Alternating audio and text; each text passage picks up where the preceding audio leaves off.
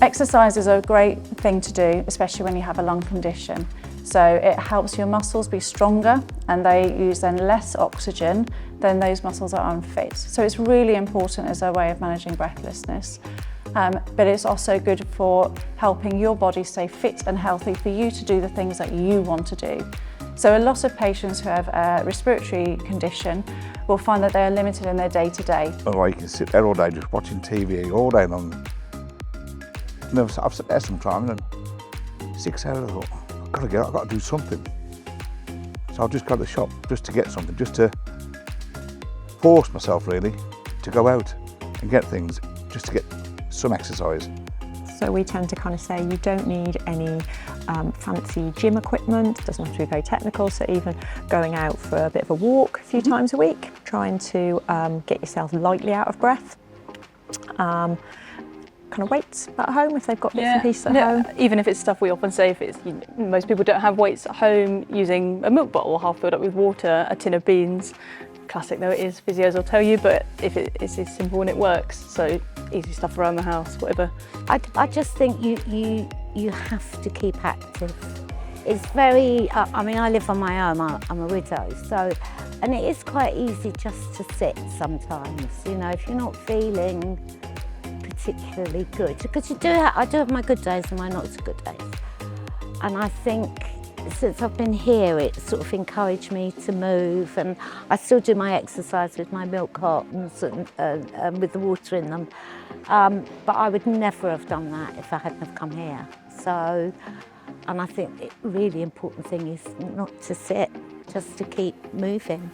Well, I've got the weights, they're metal weights, but they're still the same weights, you know, 1.5 kilos.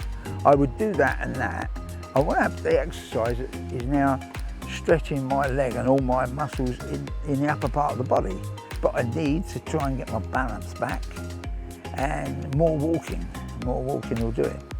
It's just a case of getting off your settee. And exercising in a way you enjoy, we often say as well. So if you're not a fan of walking, then maybe walking's not the one for you. If you'd rather walk up and around the garden a bit, somewhere in nature maybe, that tends to be a bit better. Some people are swimmers, so they go swimming. Finding something you enjoy and exercising that way can really help you stick with it, I think. I mowed my lawn yesterday, which took me about half an hour. It's quite long, but I did it. I live quite a good life, you know. I do my housework, I do my cooking and the ironing, which I don't like to do, but I do. And I go out with my friends. I play tennis, I belong to a gym, I swim, I do all kinds of things to be fit.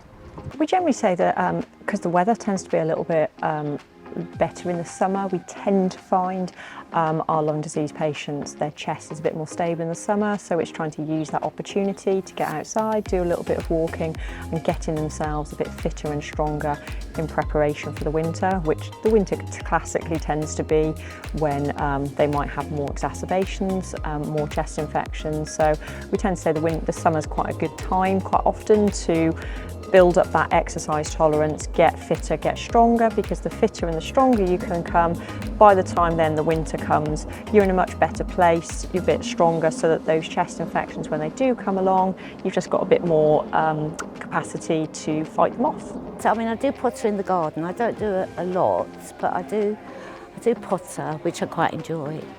And I always sleep well when I've potted in the garden. So, and I think that actually my sleeping pattern has got better as well, because I think I'm doing more. You do get tired. I get tired. So, but I'd recommend it to anyone to give it a whirl. And I'm really not very exercise motivated, but it has made a huge difference. Really, really has. It's helped me feel better. Definitely helped me feel better and a bit stronger, because my energy levels just went through the floor. It's really important to keep fit for your health, for your lungs, but one of the main things that's different from summer to winter is that obviously we have the sun, or at least most of the time we have the sun. So it's best for patients to avoid being out in direct sun between 11 and 3 when it's hottest. So that might be when your breathing feels harder because the air is warmer. You also need to be mindful about wearing suntan lotion, wearing suitable sort of covering for your skin, particularly if you're taking antibiotics for an infection. So one of those antibiotics, doxycycline, makes your skin a lot more sensitive to the sun, so you're more likely to burn very easily, and that can even be an arm on through an open car window. You can catch the sun and burn. We also encourage patients to be more hydrated than in winter, so that might be that you're eating more fruits and veg and having more drinks particularly. They might notice that their chest is harder to clear if they are dehydrated. If I go anywhere where there's a lot of traffic, that will definitely affect me. And it just seems to be like in very close spaces. And I think in the sun as well, like you said, it does sort of affect the way you breathe. I didn't realize that the exercises would actually help me to cope into how to breathe properly, and also what to do when I'm really feeling like I can't breathe.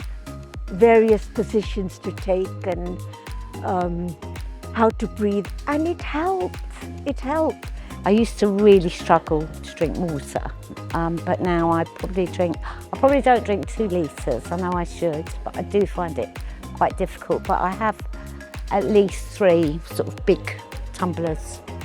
So I have one in the kitchen, one in the lounge, and as I walk through, I just and I find that quite easy now. So much better. Half of it is through smoking. Well, I packed up about 12 years ago, and this is what's happened because of this. And I was getting worse and worse. I was getting into hospital every other month, and these people told me, "Do you want to come to our exercise class?" Which I did, and carried on from there, really. If you have a lung disease, you find that you are troubled about your breathlessness, to definitely go and ask your GP, your practice nurse about pulmonary rehab. There is very likely to be a course near you, even if you don't know about it. In terms of your lung disease, it will be, chances are, one of the best things you can do to help yourself with your lung disease. Find out more about your lung condition, know what you should be doing more of, get yourself fitter and stronger, but yeah, go and find out about a local pulmonary rehab course. Oh, this class is marvellous. I mean, I think it's marvellous that the NHS has organised this facility twice weekly, 1 hour class, to do some exercise, which is really generally quite good and keeps you to a level of fitness. I mean, it obviously starts at quite a low denominator for people who've never exercised before. From the day I started, everything has changed. I'm able to get about in the flat. I can walk round to the shops. I drive in the car again. I'm walking quite good distances with stops for breathing, but this exercise lessons or sessions has changed my life entirely, and I'm very grateful for it. If you don't use it, you're going to lose it.